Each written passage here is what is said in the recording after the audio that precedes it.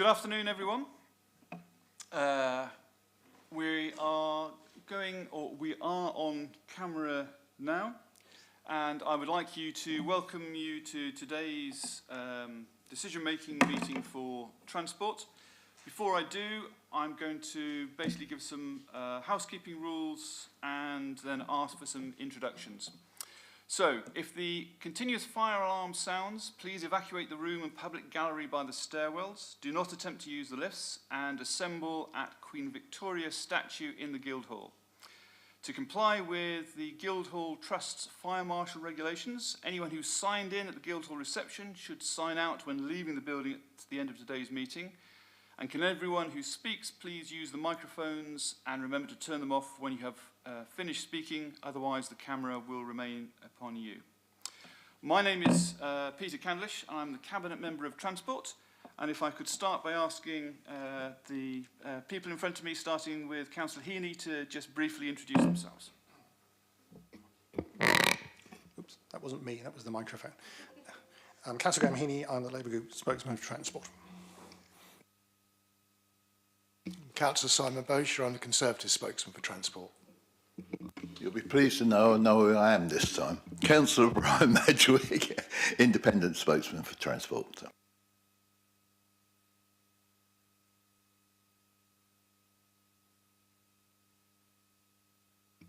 Hayley Chivers, Transport Planning Manager. Felicity Tidbury, Assistant Director for Transport. Lisa Cook, Passenger Transport Manager. Ian Myhill, Rotating Active Travel Manager. Alison Harper, Local Democracy Officer. Okay, thank you everyone. I have been advised of no apologies. Everyone is here and we have no deputations today, I believe. So, we have a relatively short agenda today. Let me start by asking if there are any particular declarations of interest that we need to record.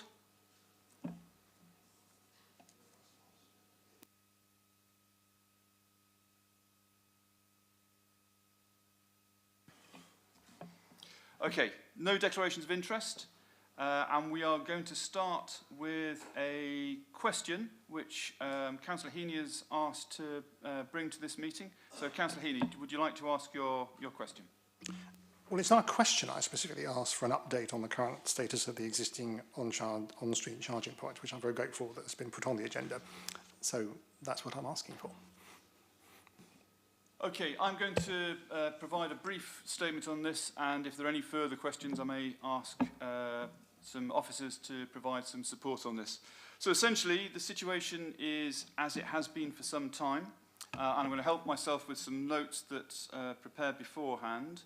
So as you know, since September 2023, we have had a requirement, or we were asked to disconnect the on-street EV charge points that we had in place since 2029, and this was based on safety advice that we received from SSEN.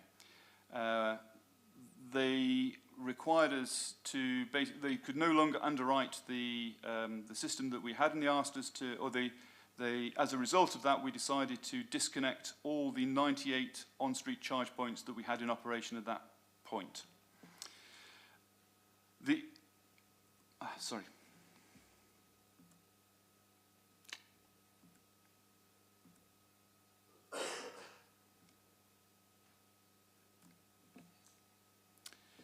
So the SSEN asked or advised us that they could no longer support the charge points as they were. Portsmouth City Council doesn't run those, the actual operations, and there is a step in between with the distribution network operators, the DNNOs, who are SSEN. Their policy was, it transpired, was not clear or consistent at that point. So when they started to talk with the charge point operators, Joju and Ubitricity, it became clear that it wasn't going to be a simple matter of fixing something and turning them back in. There's been a lot of discussion between these various parties, which council officers have tried to facilitate, but ultimately this is a discussion between the DNO and the operators.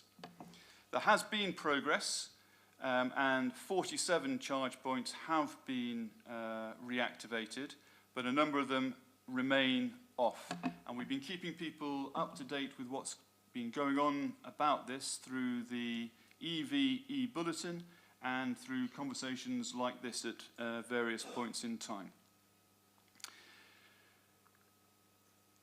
We have reached a point now, though, that this took so long, and because there is no national standard, there is nothing easy to find a way of resolving this, that I took a decision that with the clock running down on the contracts with the existing suppliers, Joju and Ubitricity, and with the amount of money that was going to be required to actually make these operational, that we would continue to work with the operators to maintain the charge points which are going now, but focus on bringing on board as soon as possible the new operator, Zest, for who have a government grant to install up to 320 new charge points in the city. Now, Zest may also choose to take over from Juju and Ubitricity the existing charge points, but they can't commit to doing that until they've had an opportunity to really look underneath the hood and to examine the lampposts and bollards where charge points originally were. So they may or they may not take them on. In terms of Zest and the contract for the new charge points, if we are adding over 300 into the city versus the 47 that we had in operation, there is clearly going to be a much denser spread of on-street charge points, publicly accessible on-street charge points across the city. And many of those new places that Zest might identify might be very close to or at the points where the previous operators had charge points, but there is no guarantee about those. So it's being considered, but it's not the driver behind them. And that essentially is where we are. Zest have now, we've signed the contract with Zest, and we are working towards the installation of those new charge points. And we did a briefing to councillors, I think it was before Christmas indeed, about that new programme. And the sooner we can get down that route, the better. Councillor Healy. Thank you. Thank the Cabinet Member for that statement. I'd like to ask a couple of questions, if I may. We were informed back in May of last year of a tranche of, I think, 14 charge points brought back into use, which made a total of 40. The next announcement of a charge point reinstatement was in November, which was 1, and we've had a recent announcement accompanying this discussion here of another 6, making 47. Given that the companies involved knew how to put right 40 of them, why has it taken so long for them to reinstall another 7? Because I think it is not so simple as a matter of them simply knowing exactly what they need to do and then doing it. So there has been a lot of discussion between SSEN and the charge point operators about exactly what would be acceptable and would fit with a SSEN point of view, given that at the start of the programme they didn't have a written down policy at all, and that there are no national standards in place. There are a lot of issues beyond the simple technical issue of getting power to the point that need to be considered, like the insurance and legal position, and it is the accumulation of all of those points that meant that those two operators were never able to come to an agreement with SSEN on a practical way forward. Now, it's unfortunate in many ways, and it's been frustrating that we've had such a delay in being able to regenerate those ones, but EV owners have found alternative ways of getting their cars powered, over this period of time, and the on-street charges are not the only solution to the problem they have. There are commercial and other operators. So in summary, I would say it was a much more difficult issue than expected. There is a lack of national standards to facilitate alignment around this process, and ultimately, as the clock has run down on those contracts, it has become less and less worthwhile for both parties to come to an agreement. There was a discussion at one point as to whether the council could step in and fund or otherwise resolve some of those issues, but I judged it not appropriate because we are expecting Zest to be taking over these new contracts, and really that is the way forward. They were selected because they would be able to deliver what we needed and have a proven reliability, whilst the pioneering companies, Ubitricity and Joju, have not been able to deliver that. I understand part of the answer, but I don't understand another part of it. Maybe it's because I'm not so bright and don't understand technical stuff. But what I said was that 40 charge points have been brought back into use. They're connected up, they're running on the system, and presumably they're safe to use. So there is a process by which they have been put right, whatever it is. What I cannot understand is why that process cannot be applied to other charge points and other charge points more quickly. There seems to be a sort of implication that each one has to be treated individually, which sounds extremely strange. So, I don't think it's a question of being bright, I think it's a question of being trained, and I only know what I know. I am not an electrical engineer. However, I think it is surprisingly down to individual sites and individual locations, because the wiring, and I'm going to start looking at Hayley to give a more technical explanation, is there is if you remember back to your school days, and we were doing circuits in series and in parallel, there are implications like that as to which lampposts along a street may be acceptable for doing this, and others which are not. There are other technical matters well beyond my technical understanding which underscore this. There are mats, there are inserts, there are wirings, there are the thicknesses of the wire. Hayley, I am in fact going to call you on here because you spent many, many happy hours in these discussions. Yeah, I mean, I think effectively each one has to be treated individually is the upshot. So there's different issues with each lamp column, different levels of complexity with the issues identified.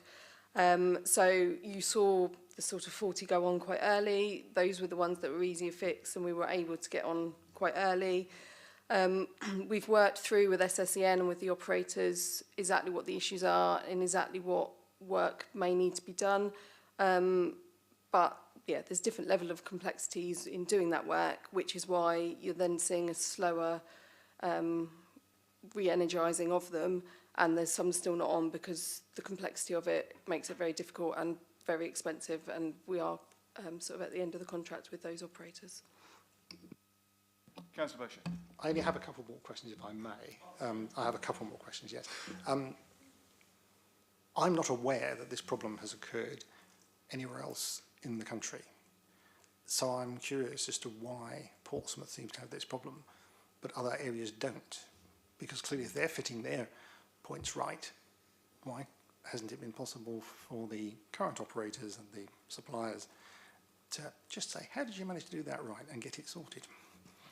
We have indeed been curious about the same point. Hayley. It's a good question, and one we asked SSEN ourselves. They identified safety concerns with us. We were early adopters.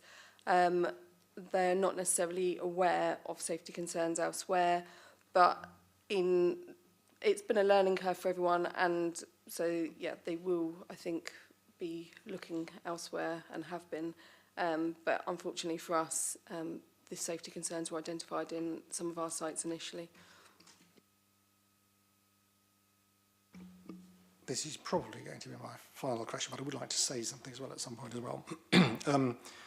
There is reference in an email that was sent to us as councillors about the cost of re-energising remaining charge points and the time involved. So the first question, well, I think the question that may answer it, who bears the cost of those charge points being reinstated? It is the suppliers, and they are coming to the end of their contract, and therefore they are unwilling to bear that cost, or is the cost spread elsewhere? So that's where we're working through exactly what the issues are site by site, and been working through where the liability lies for those costs and whether that is PCC or with the operator. So again, that's been an iterative process as to who's liable for those costs. The answer is as clear as mud, which is one of the reasons why it has not been able to resolve it more quickly. I understand that. I think I'll leave the questions there, actually. I think I've got, and I do want to say something at the moment about the whole. Councillor Bosher.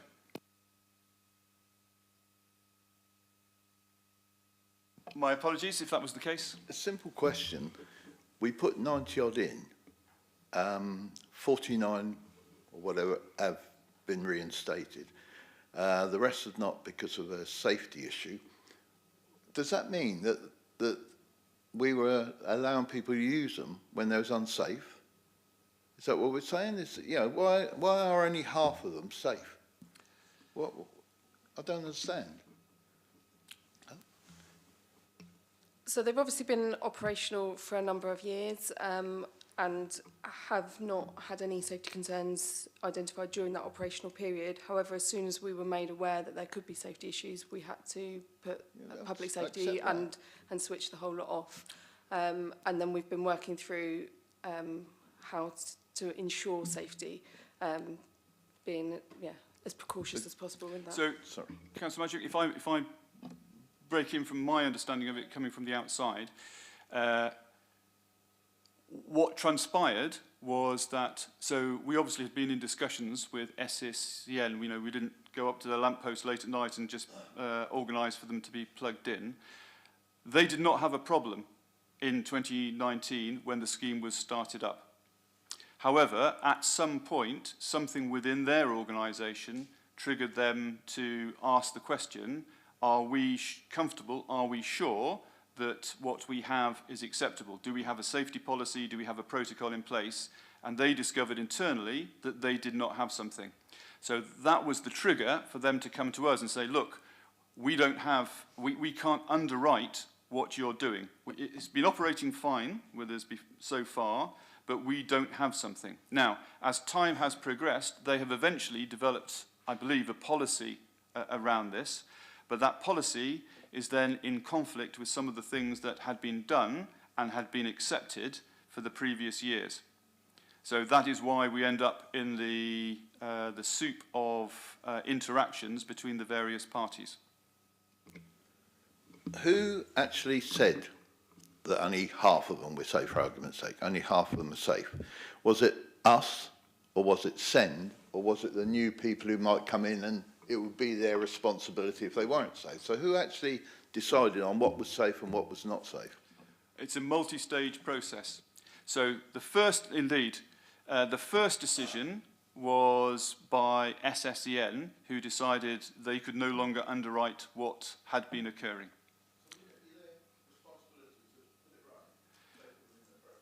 That is a question which has not been fully resolved between the parties. So, first decision was theirs. The council decision was then, without a safety guarantee, we felt unable to have them switched on. So all 98 came back on. Then there was discussions which led to going on a case-by-case, literally, basis. Is this lamppost okay? As a result of that, initially 41 or whatever it was came back on. Subsequent to that, there has been very limited progress, but just recently, for example, another 6 came back on. So a set of circumstances came up by which all parties were able to agree that it is possible to re-energise those. The new party coming on has understood the position that they are taking on and will be compliant with what SSEN now say they want, so they're able to say that they're able to go forward and pick this up. This is part of the cost of being a pioneer sometimes, is that sometimes you get ahead of where the regulation and the policy sometimes takes you. I'm in charge of Bournemouth. I'm the top dog in Bournemouth, and we haven't got none, and we want some. So surely we go to one of these, what's up, Felicity? Surely we go to one of these companies that you're dealing with, and they say, oh yeah, everyone wants business. Oh yeah, we can do them. We can start 3 months' time or something. We've been talking to them for months and months and months, probably years, and nothing's happened. So, yeah, surely there's competition there, and somebody can say, yeah, I can sort that for you. Well, I don't understand this. This is not business. I think it is business, and the business is that the new contractor, Zest, taking over a fresh greenfield operation with the rules clearly determined, are willing and able to bid for a contract to put in new ones. They have said that they are not willing to take over the existing ones. They might, having got some experience and actually been able to look at them, but that's why there is an issue about whether existing charge points will be retained or not. It's not possible to give a firm answer to that one, because the new supplier with the new contract, in the new circumstances, is unable to guarantee that.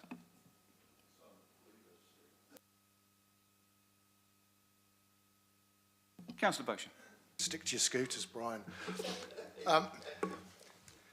It sort of brings up a lot of questions. So we've got 47 back on, so we've got the thick end of 40 that are not working at the moment, and they're obviously dotted around the streets.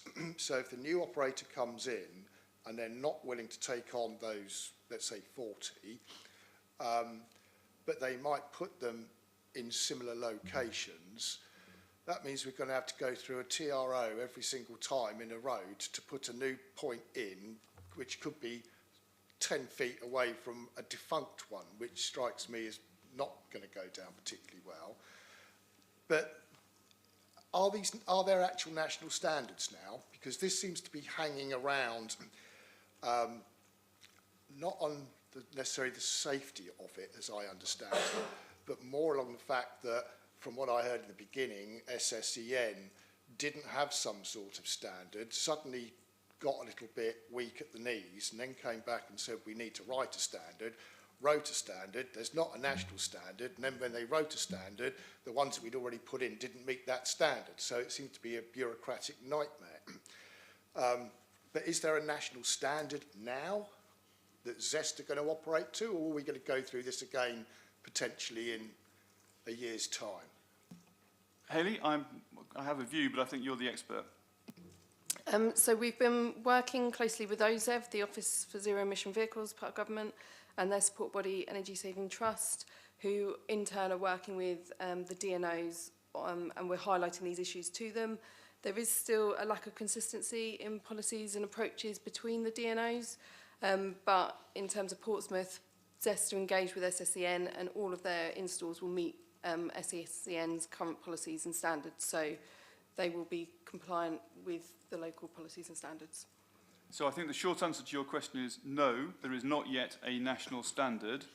However, we are trying to mitigate the risk of that by ensuring that the new supplier and SSEN are in contact and it is acceptable to both sides.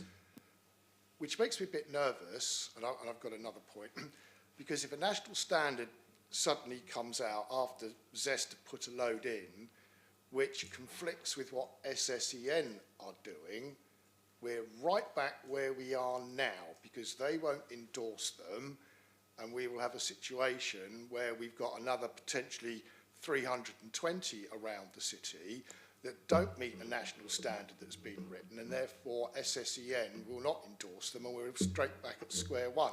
So rather than have 47 back on, we'll have 320 defunct ones around the city if we're not careful. That's sort of a statement more than anything else. But the other thing that slightly bothers me, and I'm probably going off down a bit of a rabbit hole here, is that, and correct me if I'm wrong, Hayley, but you sort of said the lampposts differ, and therefore we have to do them on a site-by-site basis.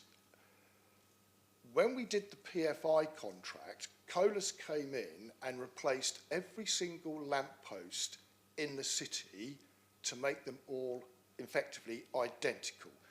The only issues that we had were largely around those ones that were in places like Old Portsmouth, where they wanted some sort of heritage site lamppost. So it was more about the design of the column rather than the internal guts.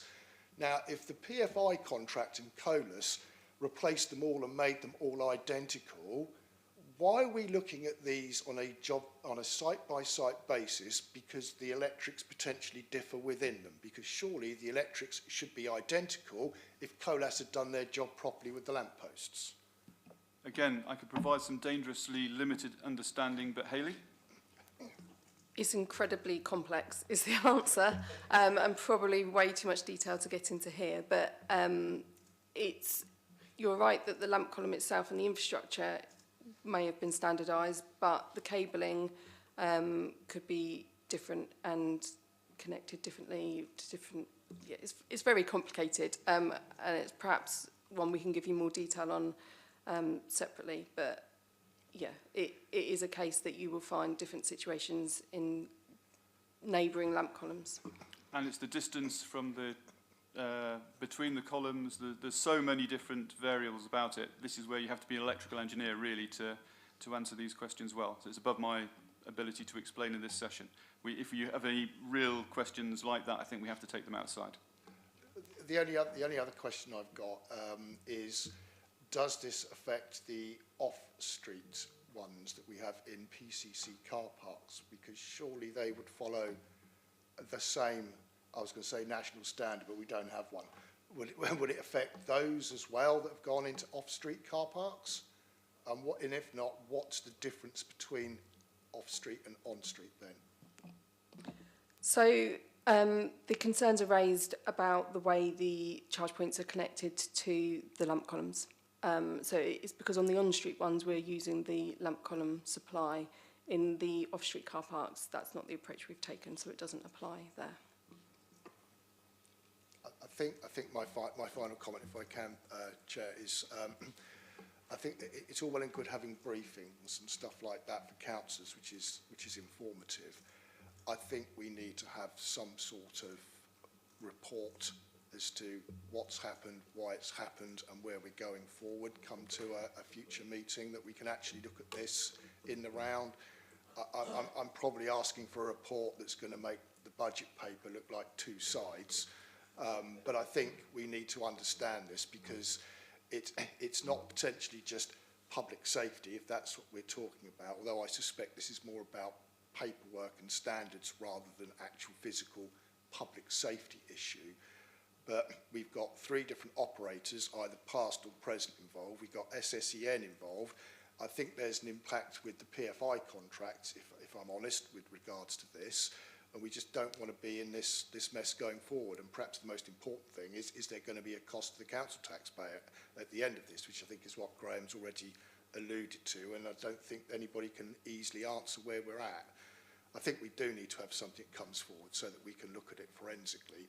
And it might even, and I'm suggesting, because I know the chairman sat here, it might even be at the tech scrutiny committee subject, I think. Oh, have you? But yeah.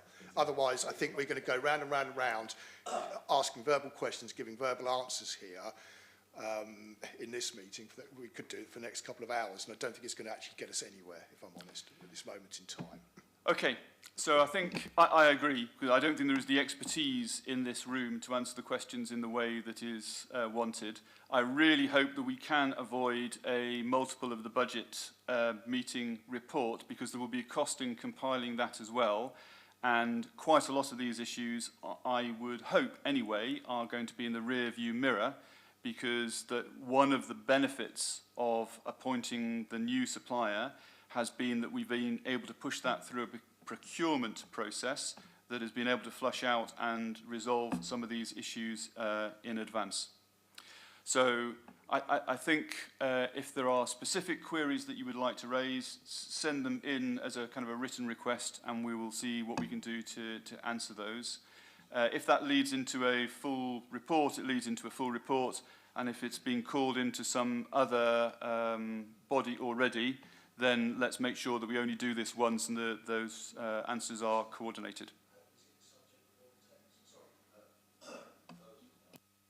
Chair, it's not a subject that we've got down for this year, and I certainly can't, sorry Graham, can't do it for a couple of months anyway because of the one we're on, so it's a little bit more delayed. No, but does the chair have an objection if we call the people in? Do the council, do the officers have objections? Is it in order for us to call it? Because I think we should. Graham put the idea to me, and I think he's right. I think it's just gone on far too long for the city or anybody else to take it. It's just, it really doesn't make sense to me. And I know you tried to explain it, etc., but would it be in order for us as tech scrutiny panel to actually ask them to come in and explain? I don't think you have to ask permission. Yeah, Sorry? I was going to say, I No, think it is... no, but I'm not here to upset people. I'm here to get a job done. Councillor Mashman, I'll say something after, but I can see that Felicity, you want to say something. Yeah, thank you. We're just consulting. We probably need to speak to legal services given the confidentiality and sensitivity of some of the information, because obviously it's external commercial providers. No problem in theory, but we would like to consult our legal services before we commit formally. Thank you. Councillor Bosher. I hear what Felicity's saying, but I think that is, to a certain degree, it's actually irrelevant. If the councillors on the TEX committee want to look at electric vehicle charging points, it's completely within their remit to ask that. The only ratification body that would need to approve it would be scrutiny management, and generally they tend to accept it. That would give TEX the opportunity to bring officers in when they've got various points. They can talk to COLAS if they want to do that. They can talk to SSEN. They can even bring in the previous operators if they are minded to come along. So we can do a whole investigation all the way through. If there are legalities, it's behind closed doors. It's red paper for the benefit of the committee. That's the whole idea. So I would suggest perhaps actually in hindsight it's probably not a report for this environment.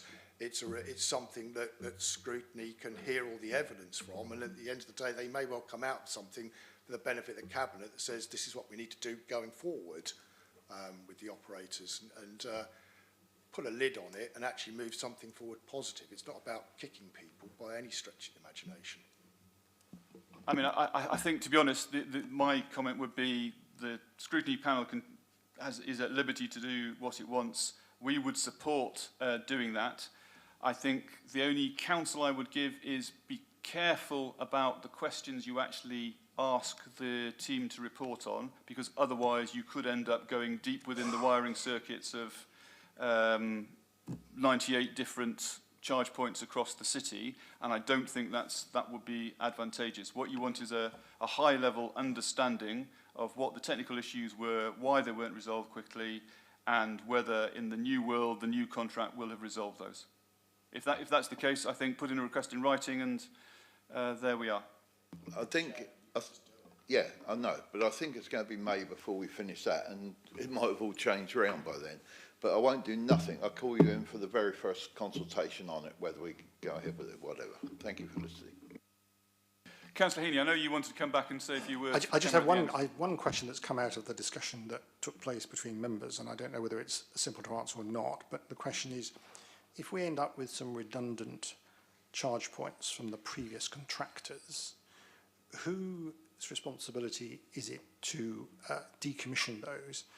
And will we just return the points to ordinary parking afterwards if we are decommissioning? So who's responsible for it? Who's going to pay for it? And do we just return the roads to normal parking if they're not used?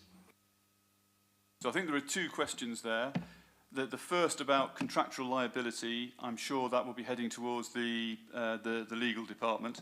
The second one, if there are redundant spaces, then clearly we will have to reverse what they are, in the same way that when a disabled parking space is no longer required, it returns to the normal road.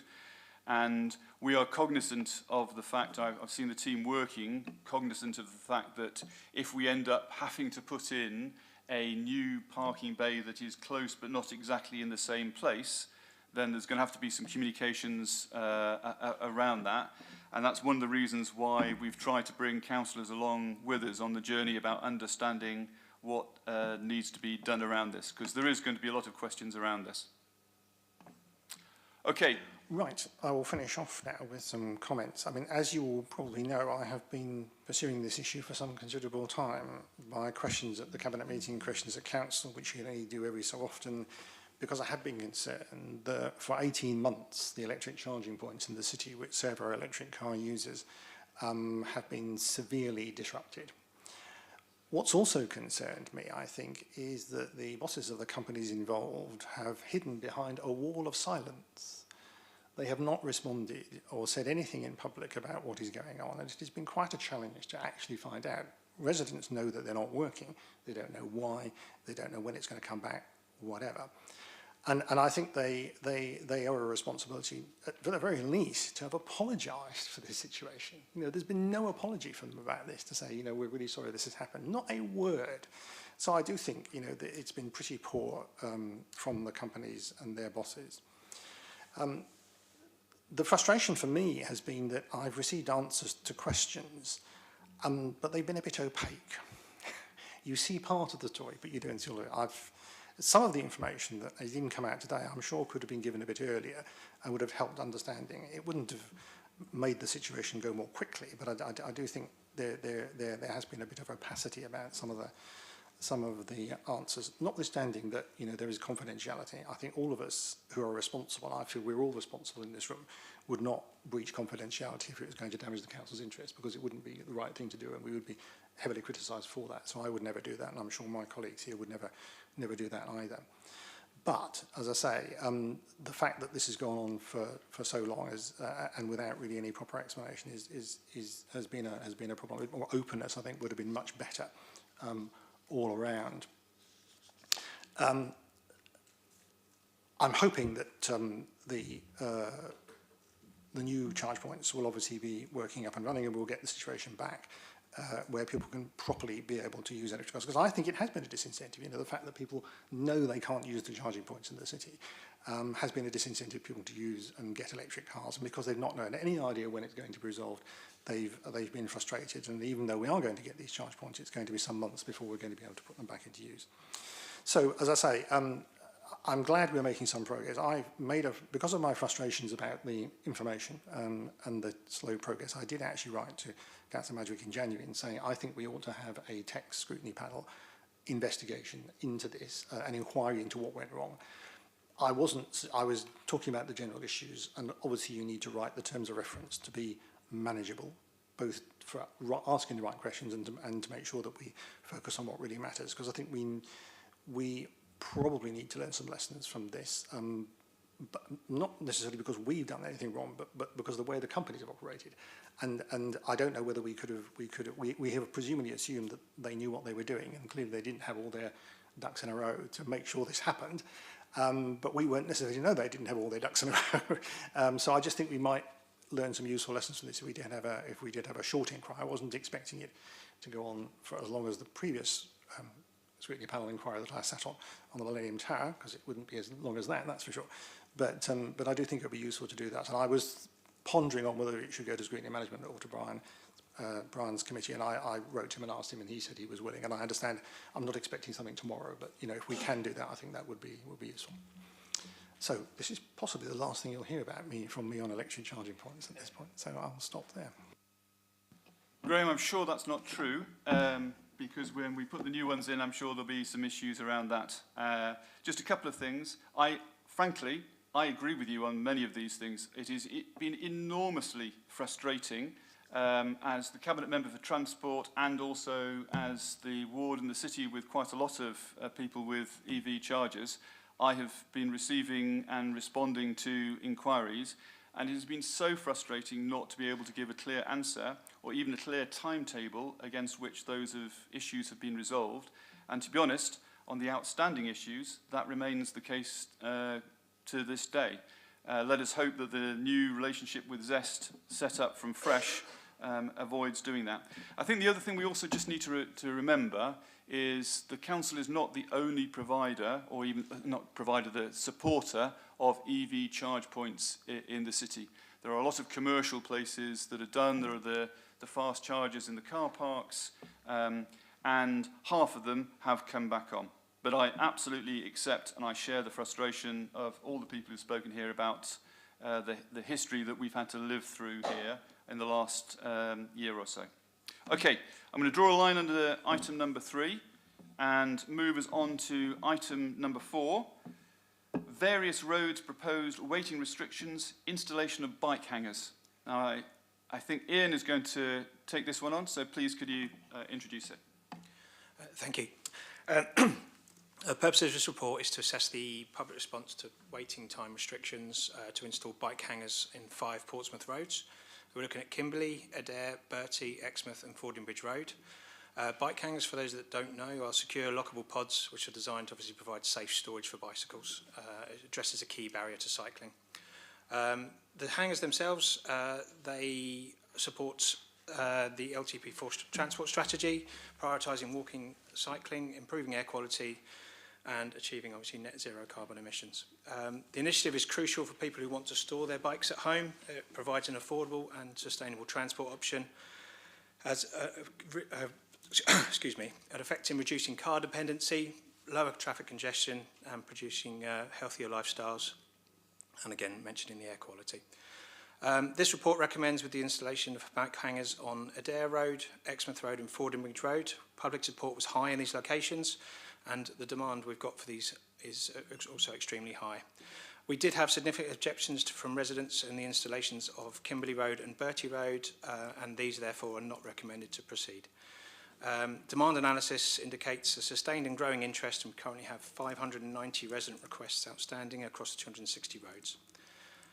All our existing hangars are currently occupied and a waiting list obviously demonstrates the need for potentially more.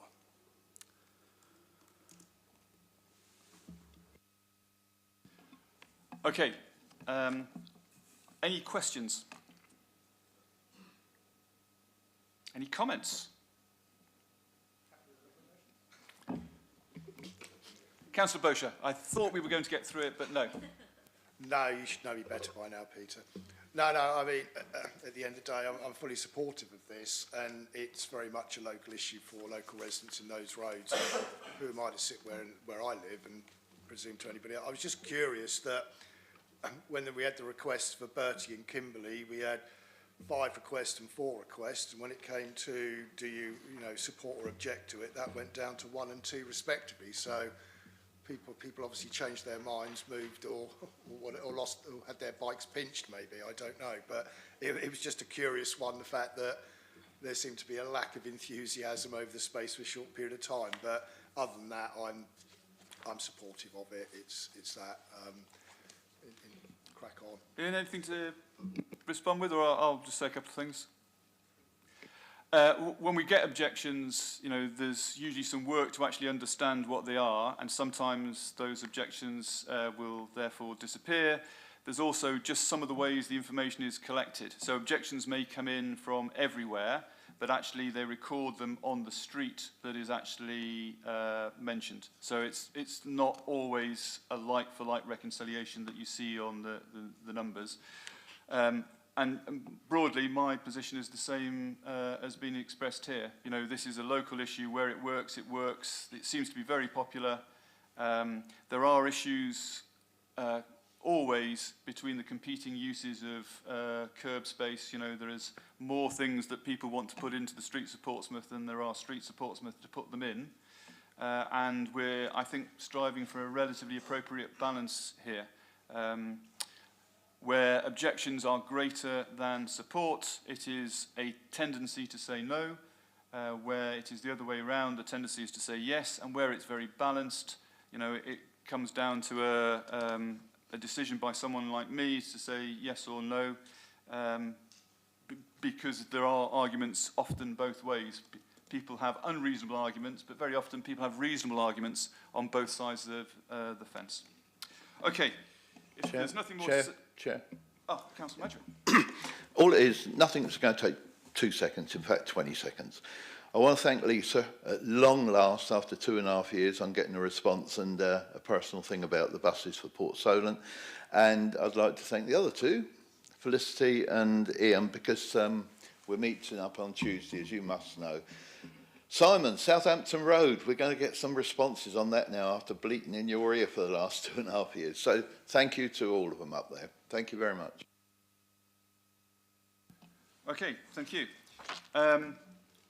So I'm therefore going to accept the recommendations as laid out and suggest we move to item 5, which is the concessionary fares scheme reimbursement to bus operators, which Lisa is going to speak to. Apologies, I have to leave to go and do some teaching at 5, so rather than walk out halfway through the item, I'm going to go now, because I do literally have to be at my class at 5 o'clock. No, it's just lying gate, but it's a bit of a Councillor walk. Heaney, we adjusted the order of the agenda to support you, Which and I'm therefore we very, fully very, understand your need which to I'm very leave. grateful for, so thank you much indeed.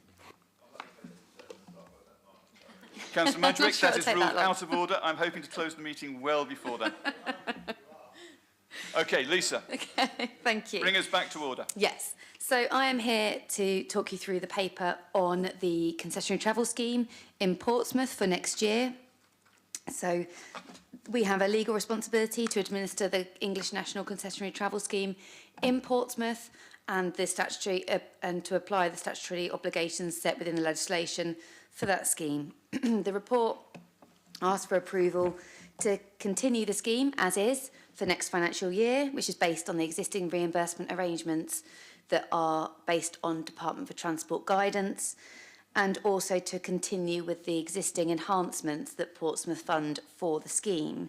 So a bit of context, we have around 29,000 bus passes in circulation in Portsmouth. That's a mixture of older persons, disabled persons and companion bus passes. People with a bus pass make about 2.9 million journeys per year, and this year that's costing us about £4.4 million.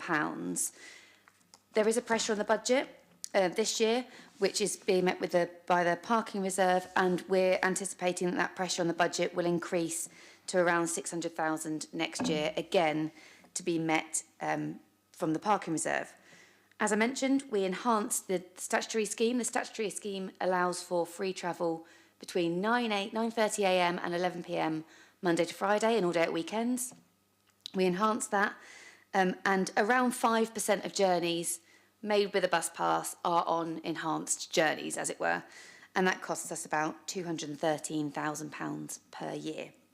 So the recommendations are that the scheme is approved for next financial year, and that also the existing enhancements are also approved for next financial year.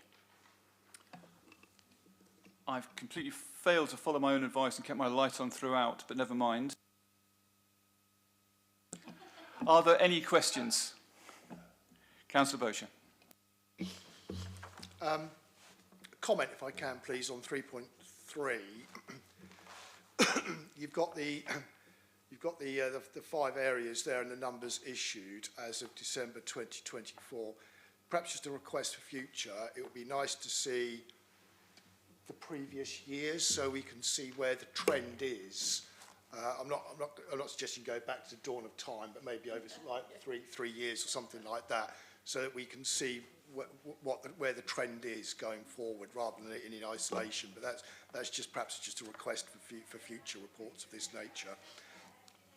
3.5, bus operators are reimbursed on a no better, no worse basis for the loss of revenue. Now, there was a £2 bus. Is that what it was based on, the £2 fare, or is it something different to that?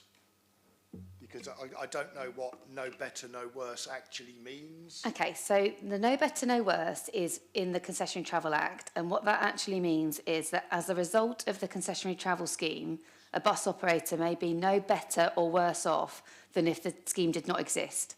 So if free travel did not exist in England or Wales or wherever, then the bus operator cannot be better or worse off.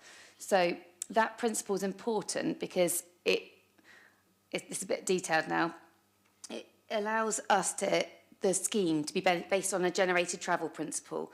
So if a bus operator was putting on a single decker before on a 9 a.m. route prior to the concessionary travel scheme existing, and as a result of the concessionary travel scheme, needed to then increase that to a double-decker bus and therefore increase their costs, they ought to be reimbursed for those additional costs. However, if, as a result of the English National Concessionary Travel Scheme, they didn't need to increase the capacity they had on that route, then there's no additional cost to them, and therefore they don't get any additional money. Does that make sense? So for example, a bus operator doesn't receive the full fare an individual should have paid for that journey. They receive a proportion of that fare based on the fact that a bus operator's costs haven't increased by the full amount of the fare as a result of the scheme existing. So, sorry, Peter, I'm just trying to get my simple brain around that one. So, I live in Farlington. Number 23 is the bus route. Yep. So, it's 99 times out of 100, it's a single-decker bus. So, what you're saying is that if I get on a bus at 9 o'clock and I pay my £2, £3 fare or whatever it is now, and it gets to 9:30, because the bus hasn't changed, there's no loss at 9:30 to the operator, so there's no reimbursement. Is that what you're saying? They get reimbursed for every journey, but they don't get the same. The generated travel principle is that they don't need the full fare of every single person who travels with a bus pass, because their costs as a result of the scheme haven't increased that much. So they haven't had to put on additional services, they haven't had to put on additional vehicles which come at a cost, and therefore they only get a proportion of the fare that a person with a bus pass would have paid rather than the full fare. And if a bus operator can come to me and say, or come to a local authority and say, as a result of the scheme, I've had to put on a triple-decker vehicle and an aeroplane as well, then the scheme would have to cover those costs. That's not the case, and therefore the scheme doesn't have to. The better or worse off is the basis of the legislation around reimbursement levels. And then back to your other question, the reimbursement levels are based on a calculator provided by the Department for Transport. So in terms of reimbursement, we have very little local control as to how much those operators get, because it's consistent across the whole country. So the £2 bus fare, the £3 bus fare is completely irrelevant? It's completely irrelevant. It's based on a basket of fares, an average of a basket of fares across the area in which the scheme operates. No, that's fine. I'm not disagreeing with it, because when I was cabinet member, it was one of those reports that you just said, yes, let's go forward with it. But yeah, my comment about 3.3 in the table, I just think it will be useful for future reference, but it was that no better, no worse. But I really don't want to see a war and peace from the DFT on how it breaks down. I'm not interested. Thanks anyway.